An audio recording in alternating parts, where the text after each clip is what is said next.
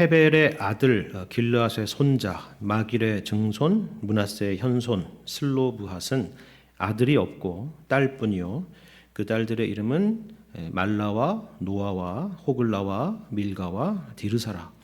그들이 제사장 엘르아살과 눈의 아들 여호수아와 지도자들 앞에 나와서 말하기를 여호와께서 모세에게 명령하사 우리 형제 중에서 우리에게 기업을 주라 하셨다 하매 여호와의 명령을 따라 그들에게 그들의 아버지 형제들 중에서 기업을 주므로 요단 동쪽 길앗과 바산 외에 므낫세에게 10분깃이 돌아갔으니 므낫세의 여자 자손들이 그의 남자 자손들 중에서 기업을 받은 까닭이었으며 길앗 땅은 므낫세의 남은 자손들에게 속하였더라.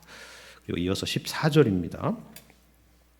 요셉 자손이 여호수아에게 말하여 이르되 여호와께서 지금까지 내게 복을 주심으로 내가 큰 민족이 되었거늘 당신이 나의 기업을 위하여 한 제비 한 분깃으로만 내게 주심은 어찌함이니까 하니 여호수아가 그들에게 이르되 내가 큰 민족이 되므로 에브라임 산지가 내게 너무 좁을진데 브리스 족속과 르바임 족속의 땅 삼림에 올라가서 스스로 개척하라 하니라.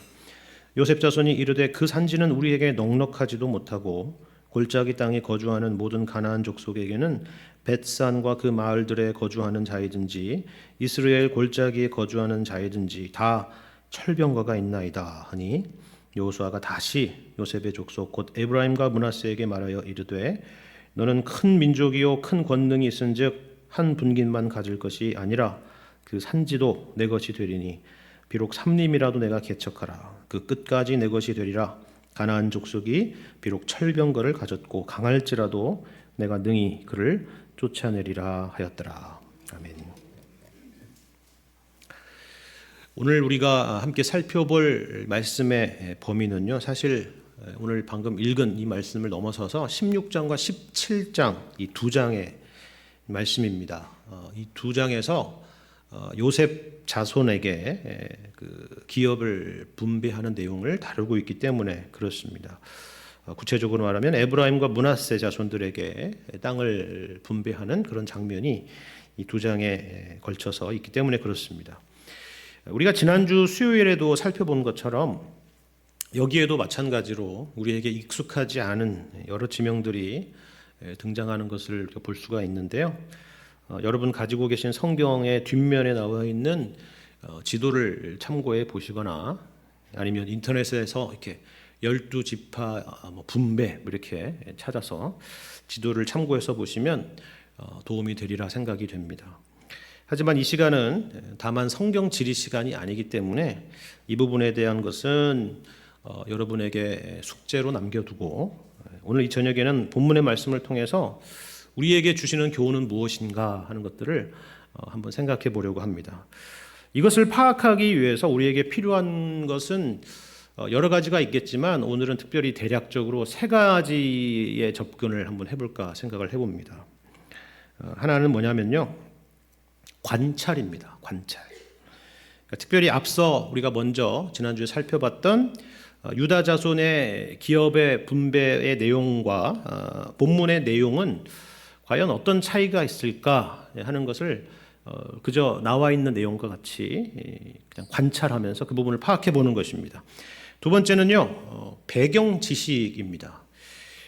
말씀드린 것처럼 요셉 자손에 대한 내용이 여기 16, 17장에 다뤄지고 있는데 요셉이 누구고 그리고 요셉의 두 아들 므낫세와 에브라임의 이야기가 성경에서 어떤 의미를 담고 있는가 하는 것을 우리가 배경적인 이해로 갖고 있다고 한다면 오늘 본문의 메시지를 이해하는데 큰 도움이 될 수 있다라는 것입니다.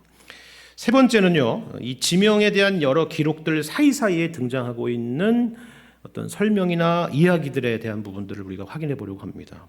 지난주에도 말씀드렸던 것처럼 여호수아서의 후반부는 주로 이렇게 땅을 분배하는 내용들이 대부분이다 보니까 우리가 그냥 가볍게 지나치기가 참 쉬운데요. 흥미로운 것은 그저 그 내용으로만 쭉 등장하는 것이 아니라 그 사이사이에 방금 우리가 읽었던 말씀처럼 중요한 이야기 또한 중요한 설명들이 등장하고 있다는 사실입니다. 이런 비유가 적절할지는 모르겠지만 우리가 빵 중에 건포도빵 같은 게 있잖아요. 건포도빵.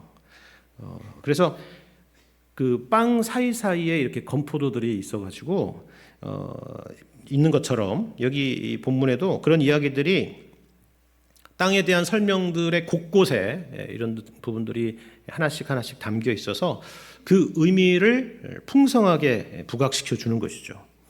우리가 지난 수요일에도 단지 유다 지파의 땅 분배에 대한 이야기만을 본 것이 아니라 그 사이에 있었던 갈렙의 사위 온니엘 그리고 그의 딸 그 갈렙의 딸이었던 악사에 대한 이야기를 우리가 보면서 이런 의미가 담겨져 있어서 그 의미가 더 풍성해졌던 것처럼 오늘 우리가 함께 읽은 본문의 말씀에도 우리가 그런 내용을 확인할 수가 있는 거죠. 슬로보앗의 딸들에 대한 이야기와 더불어서 요셉 자손이 여호수아에게 자신의 분깃을 더 요구하는 그런 장면을 보는 것입니다. 이런 이야기들이 이런 기업 분배에 대한 내용들 사이사이에 등장해서 그 본문의 의미를 더욱더 풍성하게 해주는 것입니다. 말씀드린 것처럼 관찰과 배경 지식과 그리고 이 사이사이에 있는 이야기들을 우리 함께 생각해보고 살펴보면은 어떻게 보면 건조해 보일 수 있는 본문의 말씀이 우리를 향해서 도전하고 있는 아주 생동감 있는 살아있는 메시지로 다가오게 될 것입니다. 그러면 먼저 관찰을 한번 해보죠. 자, 먼저 단순 비교를 한번 해볼까요? 여러분 앞서서 우리가 지난주에 봤던 15장을 보시면요, 유대 자손들이 제비 뽑은 땅에 대한 설명이 등장하지 않습니까? 제가 단순 비교를 하자고 했습니다. 내용을 보지 않고. 여러분 15장의 내용을 보시면 여러분 총 몇 절로 되어 있습니까? 그렇죠? 63 빌딩이죠. 63절로 되어 있습니다. 그러니까 겉으로만 딱 봐도 유다 지파에 대한 그런 땅에 대한 설명이나 성읍들에 대한 이야기가 상당히 상세하고 많다는 걸 알 수가 있어요. 뭘로 비교하면 알 수 있느냐? 이어서 등장하는 우리 요셉 자손에 대한 걸 보면 알 수 있다는 거죠. 16장, 17장을 한번 보십시오.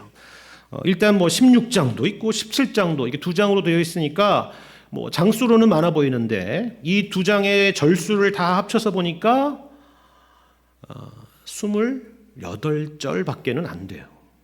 그렇죠? 그러니까 단순 비교로 보면 유다 지파 땅에 대한 설명이 이 요셉 지파, 요셉 자손에 대한 설명보다 2배 이상은 많은 것입니다. 그렇죠? 근데 이건 어떤 배경적인 이해가 되느냐면요, 오늘 우리가 함께 읽었던 말씀 후반부에 읽었던 14절부터 18절까지에 등장하는 그 말씀이죠. 요셉 자손들이 자신들이 받은 분깃에 대한 일종의 불만을 표출하게 된 배경이 여기에 있는 것입니다. 왜 우리에게는 한 분깃, 한 제비만 주느냐라고 여호수아에게 따지고 있는 장면이 바로 여기에 있다라고 할 수가 있는 것이죠.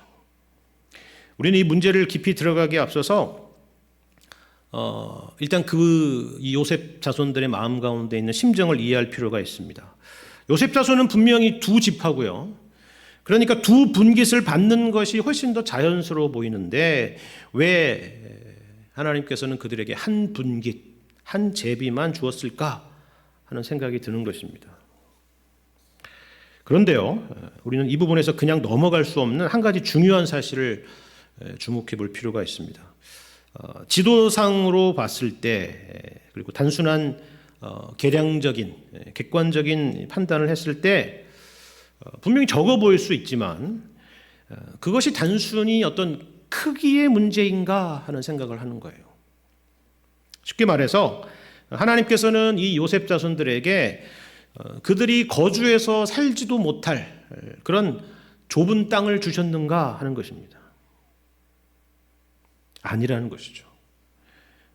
그렇다면 혹시 그 땅 자체의 문제 말고 어떤 다른 문제는 없었는가 하는 것을 우리가 생각해 볼 필요가 있는 거예요. 이렇게 생각하게 되는 이유는 이런 말씀들 때문인데요. 제가 그 사이사이에 있는 이야기하고 설명들도 한번 봐야 된다고 말씀을 드렸는데 이런 설명들이 곳곳에 있습니다. 여러분 여호수아서 15장 63절 마지막 절 말씀 한번 보세요. 유다 지파에 대한 땅과 성읍에 대한 이야기를 하고 나서 맨 마지막에 이렇게 끝나고 있습니다. 15장 63절. 예루살렘 주민 여부수 족속을 유다 자손이 쫓아내지 못하였으므로 여부수 족속이 오늘까지 유다 자손과 함께 예루살렘에 거주하니라. 이렇게 돼 있죠. 에브라임 자손은 어떨까요? 에브라임 지파 여호수아 16장 10절의 말씀을 보십시오.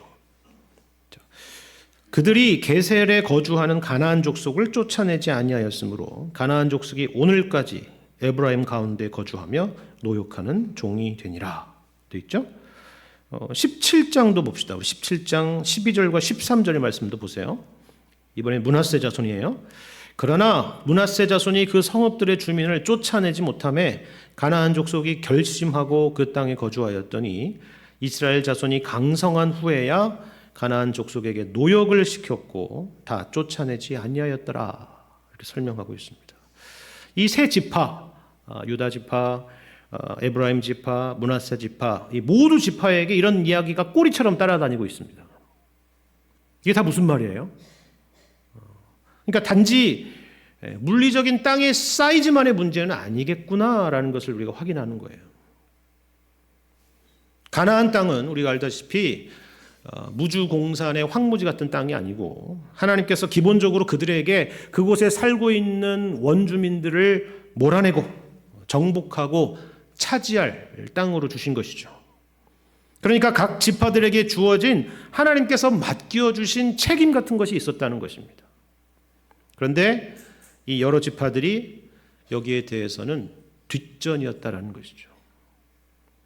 힘이 없었다라고 그러면 혹시나 그럴 수도 있겠거니라고 우리가 이해할 수가 있겠지만 여기 보시는 것처럼 그들이 나중에 강성한 후에도 그들을 쫓아내지 않고 그들에게 노역을 시켰던 것을 보면 이것은 분명한 하나님의 말씀에 대한 불순종이고 직무유기였다라는 것을 알 수가 있는 것입니다. 이것은 사실 우리의 신앙에 있어서도 굉장히 중요한 경종이 됩니다. 히브리서 12장 4절의 말씀을 보면 우리가 알다시피 이런 말씀이 있어요.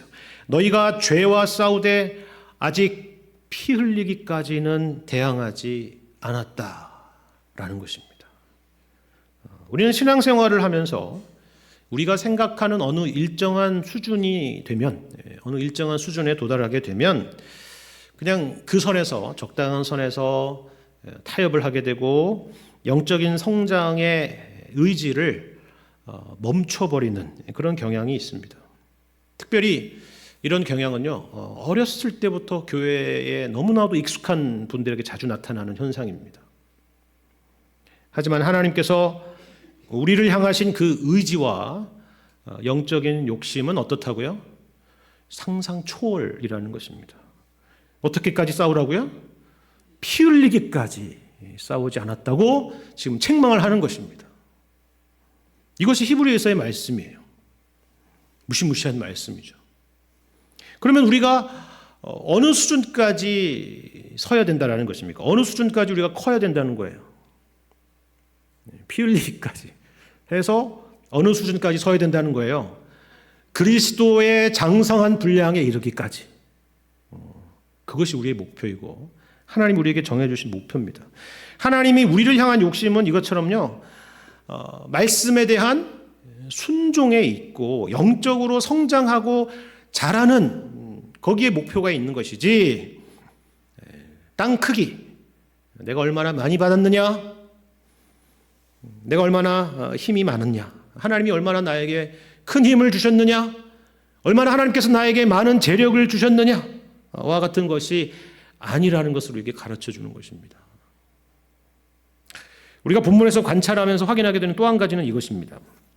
방금도 말씀드렸지만 여기 16장, 17장에 등장하는 요셉 자손의 기업의 배분은 조금 모호한 부분이 있어요.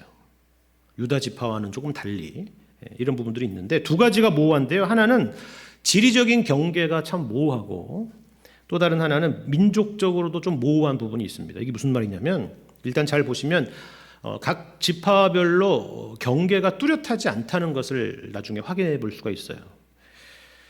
쉽게 말하면 이런 거죠. 우리나라의 지도를 여러분 잘 생각해 보시면 각 도시별로 또 이렇게 각 도별로 이렇게 경계가 분명하지 않습니까?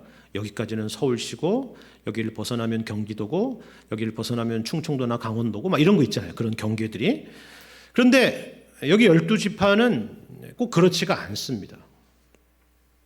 민족적으로 모호하다는 것은 또한 이런 것입니다. 뭐냐면 여기 16장 17장은 나중에 여러분 보시면 분명히 여기 16장 1절에 보면은 처음에는 요셉 자손이라고 이렇게 등장했다가 그 다음에 조금 나가면 에브라임과 므낫세 지파로 나누어서 설명을 하다가 거기다가 또다시 우리가 마지막에 읽었던 말씀 보시면 요셉 자손이 다시 여호수아에게 호소하는 내용으로 마무리되고 거기에 여호수아가 요셉 자손을 설명하면서 에브라임과 므낫세 지파라는 설명을 또 설명을 해요. 그러니까 요셉 자손으로 나왔다가 두 지파로 나왔다가 다시 또 요셉 자손으로 나왔다가 이런 식으로 설명이 된다는 거예요. 우리로서는 왜 이런 방식으로 설명하는지 잘 이해가 되질 않죠. 차라리 그냥 하나만 얘기하든지 아니면 둘만 얘기하든지. 그렇죠. 왜냐하면 엄밀하게 보자면 우리가 이스라엘의 12지파라고 할 때에 두 지파는 별개로 등장해도 될 텐데 말씀드린 것처럼 요셉 자손으로 묶어서 설명되다가 다시 두 지파로 따로 설명되다가 다시 묶어서 설명하고 있기 때문에 그렇습니다. 그렇다면 이러한 모호함의 의미는 과연 뭘까요? 오늘날과 같이 이렇게 경계가 국경선이 명확한 시대가 아니니까 그 시대에는 그러니까 이렇게 그냥 대충 모호하게 이렇게 설명하거나 기록되었을 것이다 생각할 수도 있겠죠. 하지만 꼭 그렇지만은 않습니다. 이것은 하나님의 의도입니다. 어떤 의도입니까?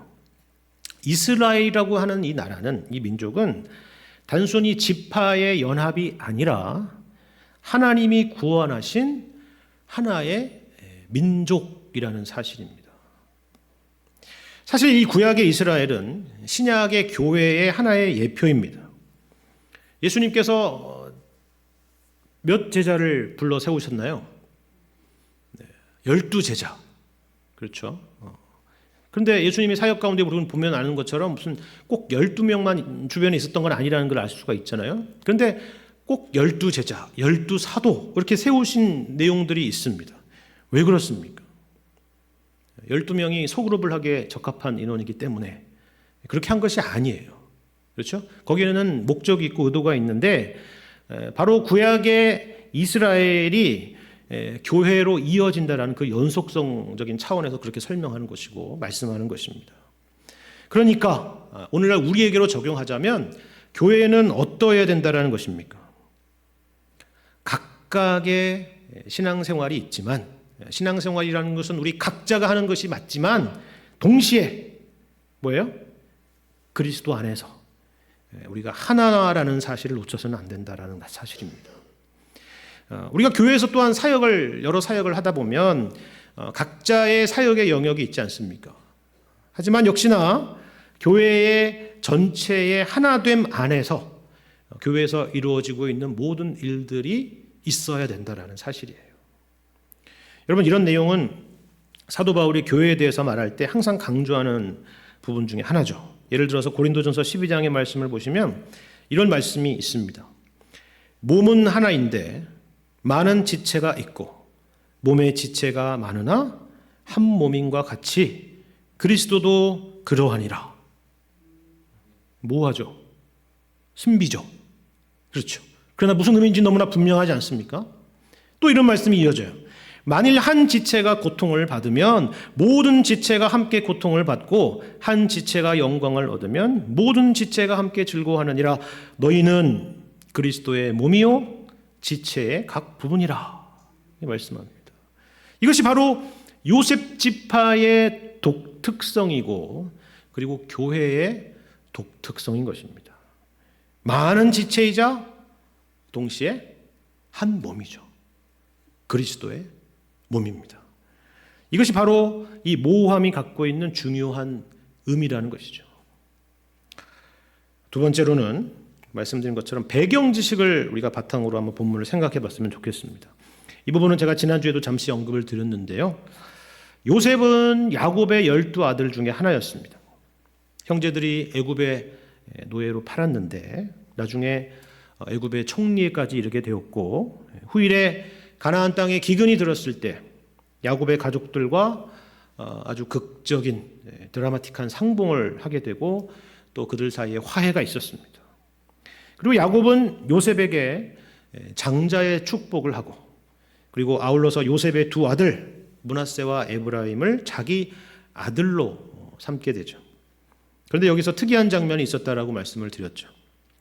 분명히 므낫세가 첫째이고 므낫세가 장자인데 할아버지 야곱은 손을 서로 이렇게 어긋하게 해서 반대로 하게 돼서 에브라임, 둘째인 에브라임에게 이 장자의 축복을 내린 것입니다. 요셉은 야곱의 12아들의 순서 중에서 상위권에 있지도 않고 뒤에서 두 번째입니다. 그런데 어떻게 요셉에게 장자의 명분이 갈 수가 있습니까? 요셉의 두 아들도 마찬가지죠. 므낫세가 뭐 잘못했습니까? 잘못한 일이 없어요. 성경에 그런 기록이 없어요. 그런데 왜 둘째인 에브라임이 형을 대신해서 장자의 축복을 받습니까? 여러분, 이것은 뭘 말하려는 것일까요? 우리는 이것을 보통 하나님의 주권적인 선택이다, 이런 표현을 많이 씁니다. 그런데 우리는 이 하나님의 주권이라는 것에 대해서 오해를 참 많이 하죠. 마치 우리는 아무런 할 일이 없고 하나님께서 어차피 다 선택하시고 주권적으로 알아서 하신다라는 일종의 약간의 운명론적인 것으로 생각하는 경향이 있는 것입니다. 하지만 성경에서 말하는 하나님의 주권이라고 하는 것은요, 전혀 그런 의미가 아닙니다.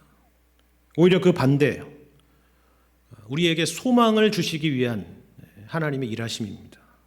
무슨 말이냐면 이런 것입니다.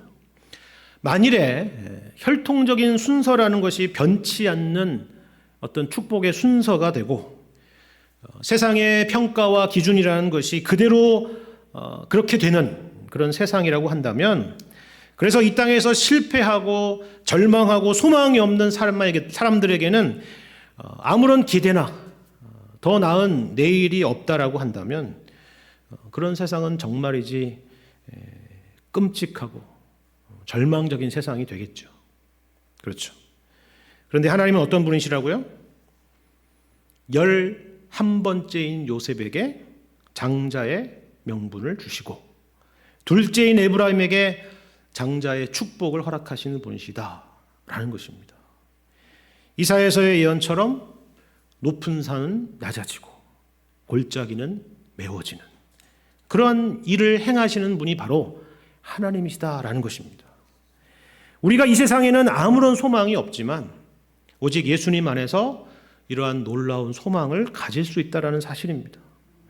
허물과 죄로 죽었던 사람들이 영원한 생명을 얻게 되고 죄인이 의롭다함을 받게 되는 것, 이것보다 더 큰 인생의 역전과 기적이 어디 있겠습니까? 그래서 성경은 이 하나님의 주권을 운명론이라고 말하지 않고 하나님의 은혜로 설명하는 것입니다. 그러니까 특별히 요셉 지파는 그것을 더욱더 기억을 하고 그것을 나타내는 그런 지파가 되어야 했죠. 이 땅의 교회가, 그리고 우리의 존재가 하나님의 주권과 은혜를 보여주는 그것이 되어야 하는 것과 마찬가지입니다. 여러분, 이러한 의미를 강조하는 말씀이 오늘 본문 16장에 있습니다. 여러분, 이것을 어떻게 설명하고 있는지 한번 보십시오. 우리 16장 4절을 한번 보세요. 4절. 어떻게 설명합니까? 요셉의 자손 므낫세와 에브라임이 그들의 기업을 받았더라, 이렇게 되어 있죠. 그럼 순서가 어떻게 돼요? 므낫세와 에브라임입니다. 왜요? 므낫세가 본래 장자니까요. 순서잖아요. 자, 그러면 여기서 퀴즈가 나갑니다. 그러면 그 다음에 기업을 배분하는 순서도 어떻게 돼야 되겠어요? 므낫세, 그 다음에 에브라임, 이렇게 돼야 되겠죠? 자, 그럼 그 다음 절 보세요. 순서가 어떻게 됩니까? 5절. 에브라임 자손이 그들의 가족대로 받은 지역은 이러이러하니라, 이렇게 되어 있어요. 와, 분명히 므낫세와 에브라임 순서로 이야기를 했는데 그 다음 보니까 거꾸로 됐죠. 에브라임이 먼저 등장합니다. 그리고 므낫세는 17장에 가서야 등장하는 것입니다. 무슨 말입니까? 여러분, 교회가 이런 곳이 되어야 된다라는 것입니다. 교회는 물론 질서가 있습니다. 므낫세 다음에 에브라임이죠. 형 다음에 동생입니다. 어른이 있고 그리고 다음 세대가 있습니다. 먼저 믿은 사람이 있고 이제 막 믿음을 갖게 된 사람이 있습니다. 교회에 있은 지 굉장히, 교회를 다닌 지 굉장히 오래 다닌 분이 계시고 오래된 분이 계시고 이제 막 새 가족이 된 분들도 계십니다. 순서죠. 질서입니다. 그런데 교회만이 갖고 있는 독특성은 뭐예요? 또 다른 질서도 있다라는 사실입니다. 주와 선생이 되신 예수님께서 제자들의 발을 씻기시며 섬기신 것, 여러분 그것을 한번 생각해 보시길 바랍니다. 이것이 바로 교회의 질서라는 것이죠. 큰 자가 작은 자를 섬기는 것, 강한 자가 약한 자의 약점을 담당하는 것, 이것이 하나님의 주권과 은혜가 우리에게 요구하는 새로운 질서라는 사실입니다. 그리고 이것이 바로 천국이라는 것이죠. 마지막 세 번째로 이번에는 오늘 본문에 등장하는 방금 예배 시작하면서 읽어드렸던 두 이야기에 우리가 한번 초점을 모아보도록 하겠습니다. 17장에 등장하는 이 두 가지 이야기는 사실 서로 비교되고 대조되는 이야기죠. 하나는 슬로바스의 딸들이 여호수아를 찾아가서 땅을 요구한 내용이고요. 또 다른 하나는 마찬가지로 요셉 자손들의 대표가 여호수아를 찾아가서 땅을 요구한 내용인데요. 기본적으로 둘 다 모두 우리에게 땅을 달라는 적극적인 내용의 요구라는 것은 공통적인 것입니다. 그런데 그 근거가 서로 달라요. 그 근거가. 여러분, 이 부분이 굉장히 중요한 부분입니다. 먼저 여러분, 슬로브앗의 딸들의 경우를 한번 생각해 보세요. 슬로브앗이라는 사람은 아들이 없이 5달만 남기고 광야에서 죽었는데요. 당시에는 아들에게 유산이 상속되는 그런 관례가 있어서 딸들이 유산을 얻지 못하는 그런 문제가 발생했고, 이 딸들은 그냥 거기서 주저앉은 것이 아니라 이 문제를 당당하게 모세를 찾아가서 이야기를 하면서 모세는 이 문제를 하나님께 묻고, 그래서 하나님께서 모세에게 응답해 주신 내용이 등장하는 것입니다. 일종의 특례법이 생긴 것이죠. 특례법. 특례법의 내용은 이러는 것입니다. 사람이 만약 죽고 아들이 없다 그러면 딸들이 기업을 받게 될 것이고, 딸도 없으면 형제가 받게 될 것이고, 형제도 없으면 아버지의 형제가 받게 될 것이고, 그마저도 없으면 그 기업을 가장 가까운 친족에게 주도록 하라라는 것입니다. 이것이 민수기 27장에 나와 있는 이 상속에 대한 특례법, 하나님이 정하신 특례법이었습니다. 그래서 지금 그 슬로브앗의 딸들이 당시의 그 말씀을 근거로 지금 이 여호수아에게 나와서 그것을 요구하고 있는 것이죠. 그런데 이 내용을 성경에서 특별히 기록하고 있는 이유는 다른 것이 아닙니다. 이들은 당시에 힘없는 여성들이었죠. 그리고 이들은 오늘날과 같은 21세기의 이 인권의 시대에 살고 있지 않았습니다. 이제 각 지파들이 분배받은 기업들을 향해서 다 이렇게 각 지파별로 뿔뿔이 흩어지게 된다면 이들에게 허락된 약속은 가만히 조용히 묻혀져 버릴 수도 있었을 것입니다. 그래서 이 딸들이 이 시점에서 다시 이것을 분명히 확인받고 싶었던 것으로 보이는 것이죠. 그리고 그 약속을 받습니다. 그래서 어떤 분들은 여기에서 이 5 딸들을 주목하면서 여성애라는 그것에 더 초점을 두는 사람들이 있습니다. 이 여성의 사회적인 위치와 평등에 대한 부분을 우리가 여기서 확인해 볼 수 있다라는 것이죠. 물론 일면 틀린 말은 아닙니다. 하지만 본문에서 핵심은 그것이 아닙니다. 핵심은 여기 있습니다. 이 슬로브앗의 딸들이 그렇게 주장하는 이유가 바로 여기에 있다라는 것이죠. 4절 말씀, 17장 4절의 말씀을 제가 한번 다시 읽겠습니다. 어디에 그 이유가 있는지 잘 보세요. 그들이 제사장 엘르아살과 눈의 아들 여호수아와 지도자들 앞에 나와서 말하기를, 여호와께서 모세에게 명령하사 우리 형제 중에서 우리에게 기업을 주라 하셨다 하매 여호와의 명령을 따라 그들에게 그들의 아버지 형제들 중에서 기업을 주었다. 이렇게 말씀하죠. 자, 여기 보세요. 무엇 때문에 주장했고 무엇 때문에 기업을 주었다고 말하고 있습니까? 남성과 동등한 여성이기 때문이라고 지금 설명하고 있나요? 아니죠. 그것이 핵심이 아닙니다.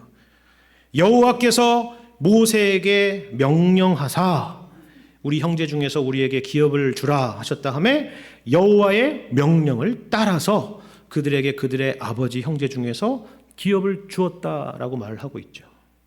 이 모든 요구의 근거는 여호와 하나님의 명령, 하나님의 말씀이었다라고 하는 것이 핵심인 것입니다. 그러니까 우리가 어떤 처지에 있든지 어떤 상황에 놓여 있든지 상관이 없다는 거예요. 여성이든 남성이든 가난하든 부유하든 사회적으로 높든 낮든 그것은 상관이 없다는 것입니다. 우리는 우리가 그 누구든지 간에 하나님의 약속의 말씀을 기억하고 믿고 그것을 붙잡고 하나님께 나아갈 수 있다는 사실입니다.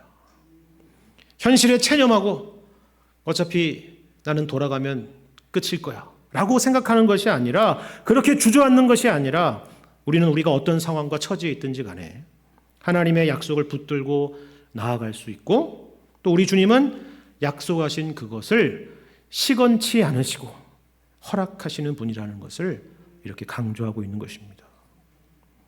그렇다면 이제 두 번째 에피소드인 요셉 자손의 요구는 바로 이 슬로보앗의 딸들의 요구와는 뭔가 크게 다르다라는 것, 거리가 멀다라는 것을 아실 수가 있겠죠.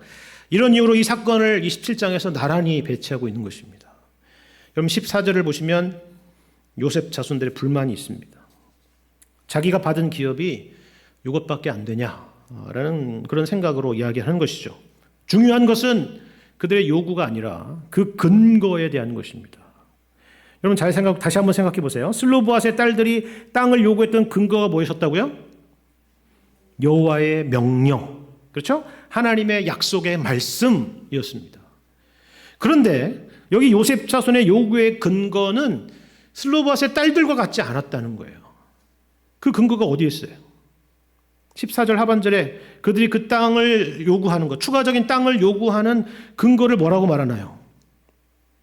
내가 큰 민족이 되었거늘 당신이 나의 기업을 위하여 한 제비 한 분깃으로만 내게 주시면 어찌함이니까 하는 것입니다. 먼저 이들은 제비 뽑기에 대한 불만을 제기하죠. 여러분 구약 성경에서 제비 뽑기라는 것은 오늘날의 무슨 로또 추첨과 같이 어떤 그런 추첨과 같은 그런 의미가 아니라, 운을 말하는 것이 아니라 하나님의 주권적인 결정이 나타나는 것으로 그 방법을 사용한 것에 그 내용이 있습니다.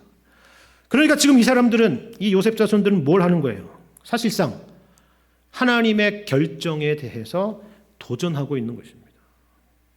하나님의 주신 것들에 대한 불만을 표출하고 있는 것이에요. 그리고 그 근거가 내가 큰 민족이기 때문이라고 하는 것입니다.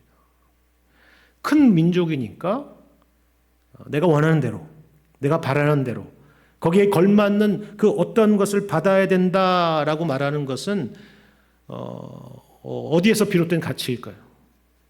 어디에 근거한 가치입니까? 성경에서 말하는 가치예요? 그렇지 않습니다. 성경적 가치가 아니라 세상적인 가치죠. 세상적인 가치입니다. 인간적인 가치입니다.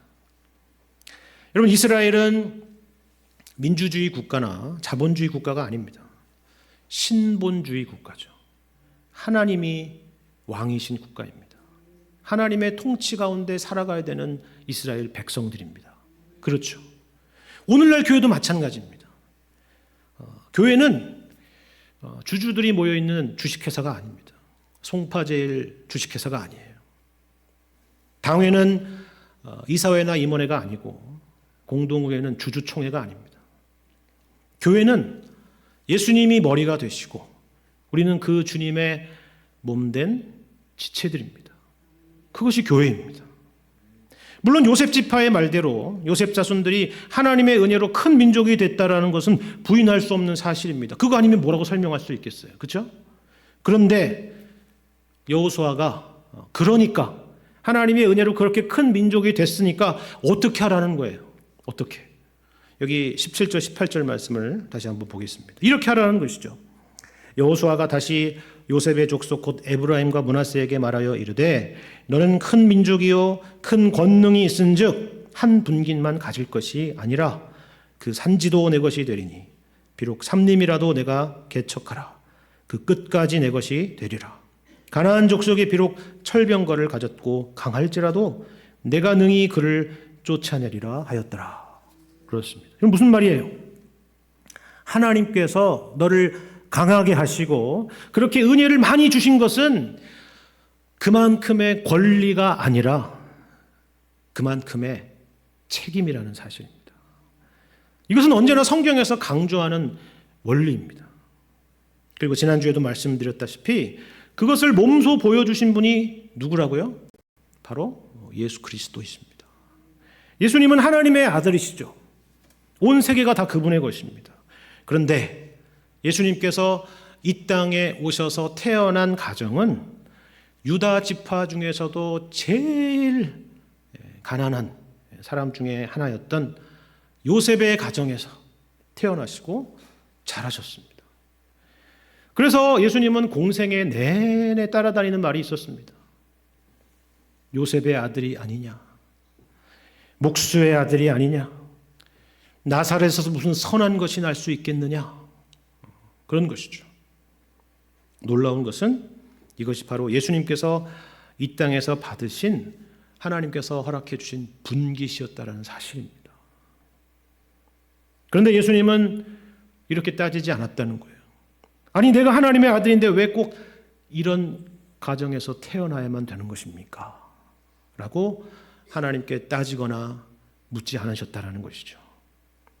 도리어 모든 것을 가지신 예수님께서 우리를 위해서 자기 목숨까지 내어주셨습니다.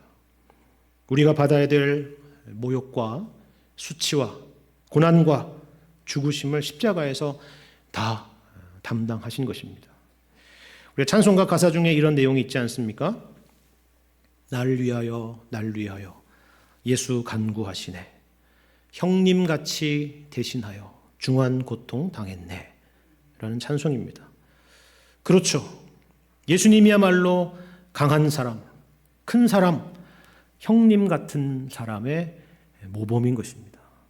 권리가 아니라 책임과 희생과 섬김을 보여주신 것입니다. 하나님께서 여러분의 인생 가운데 복을 주셨다라고 여러분 생각하신다면 우리는 모두 예수님의 길을 따라야 할 것입니다.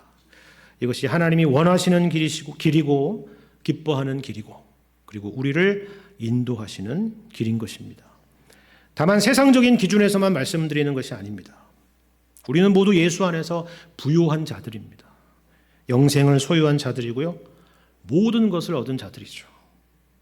그러므로 우리는 욕망의 신앙이 아니라 우리 주님 안에 있는 그 여유와 넉넉함과 풍성함을 보일 줄 아는 그런 신앙으로 서실 수 있기를 바랍니다. 우리 송파제일교회가 슬로브앗의 딸들과 같이 어떤 상황 속에서도 하나님의 말씀을 항상 붙잡고 나아가는 교회, 그리고 힘들고 지치고 연약한 성도들을 돌아보고 또 그들을 격려하고 세워주고 기도해 줄 수 있는 그런 우리 주님 닮은 그런 넉넉한 형님 같은 그런 교회가 될 수 있기를 우리 주님의 이름으로 간절히 축원합니다.